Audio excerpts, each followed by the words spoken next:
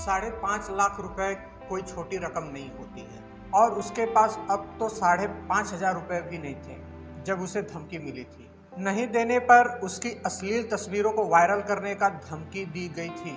आखिर कैसे फंसी पिंकी अश्लील फोटो के दलदल में, जानने के लिए हमारा वीडियो अंत तक जरूर देखें। पिंकी एक छोटे शहर की लड़की है, उम्र 19 साल, लेकिन उसके परिवार में उसके 2 छोटे भाई हैं और उसके पिता हाल ही में दुर्घटना में विकलांग हो गए। पैसा कमाने के लिए काम करना था, इसलिए दूसरे शहर जाना पड़ा। अचानक उसे फोन पर एक व्हाट्सएप मैसेज आया। उसने अपने फोन में व्हाट्सएप पर मैसेज खोला तो एक तस्वीर दी। तस्वीर को डाउनलोड करते ही उसके होश उड़ गए। उसके नंगे बदन पर उसका मकान मालिक सवार होकर के बेशर्मी से हंस रहा था। साथ में मैसेज में धमकी दी गई थी कि इस तरह की अनेक तस्वीरें और वीडियो है उसके पास। इज्जत प्यारी है तो 5.5 लाख रुपए की रकम जल्दी से जल्दी दे दो। ये व्हाट्सएप मैसेज आया था उसके अपने मकान मालिक डॉली देवी के फोन से। एक औरत होकर के दूसरे औरत को परेशान कैसे कर सकती है। पिंकी तुरंत मकान मालकिन से मिलने चल दी। पिंकी ने पूछा, दीदी ये क्या है? तुम्हें पता नहीं 2 साल से मजे मार रही हो और अनजान बन रही हो?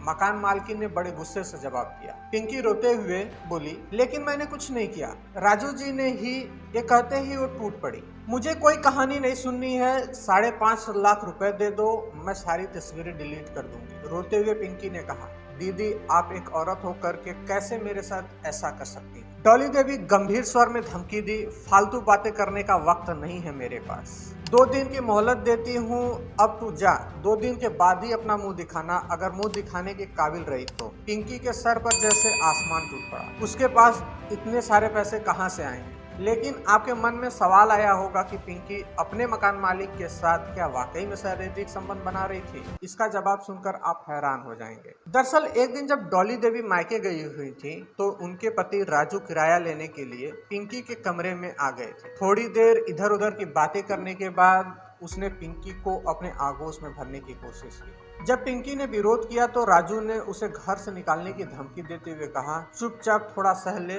मैं तुझे नुकसान नहीं पहुंचाऊंगा, लेकिन चिल्लाने की कोशिश की तो घर से निकाल दूंगा। पिंकी एकदम से डर गई थी। उसका दिमाग काम करना बंद कर दिया, लेकिन फिर भी वो राजू को दूर करने की कोशिश कर रही थी। तब राजू ने कहा, अरे पगली, तुझे 1 महीने का किराया नहीं देना पड़ेगा, आजा मेरे पास। डर के मारे पिंकी जैसे एक पत्थर की मूर्त बन चुकी थी। राजू ने उसके सारे कपड़े धीरे धीरे उतारे और उसके थराते हुए बदन पर अपना हाथ ऐसे सालाया जैसे कोई पेंटिंग कर रहा हो। उसके बाद राजू ने पिंकी के बदन पर अपने होठों से स्पर्श किया। पिंकी की आंखें बंद थी और आंसू टपक रहे थे, लेकिन उसके मुंह से कोई आवाज नहीं निकली। उसे डर था कि कहीं राजू उसे घर से निकाल ना दे।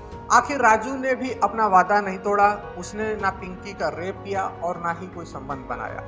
लेकिन पिंकी को पता नहीं था कि जब उसकी आंखें बंद थी तब राजू ने उसके नंगे बदन को चूमते हुए मोबाइल से तस्वीरें निकाल ली। बाद में पिंकी पुलिस से शिकायत करने भी गई थी, लेकिन रेप या छेड़खानी का कोई निशान नहीं रहने पर पुलिस ने उसे गंभीरता से नहीं लिया। हैवानियत की इस कहानी को सुनकर के आपको क्या महसूस हो रहा है? क्या राजू को इस शैतानी हरकत के लिए जेल जाना चाहिए? हमारे कमेंट सेक्शन में लिखिए। लेकिन पिंकी ने आखिरकार क्या किया? पिंकी की समझ में नहीं आ रहा था कि वो क्या करे। इतने पैसे जुटाना उसके बस की बात नहीं थी। वो रात भर तो नहीं सो पाई, ना वो घर के किसी सदस्य के साथ अपना दुख बांट सकती थी, और इस अनजान शहर में भी उसका कोई दोस्त नहीं था जो उसे इस स्थिति से बचा सके। 2 दिन बाद जब डॉली ने पिंकी का दरवाजा खटखटाया तो पिंकी का कोई जवाब नहीं आया। अंत में डॉली देवी और उनके पति राजू ने दरवाजा तोड़कर अंदर घुसे तो हैरान रह गए। पिंकी का मृत शरीर पंखे से लटक रहा। क्या ये सही हुआ? क्या आपकी जान पहचान में कभी किसी के साथ ऐसा हुआ है? जवाब हमारे कमेंट सेक्शन में जरूर लिखें।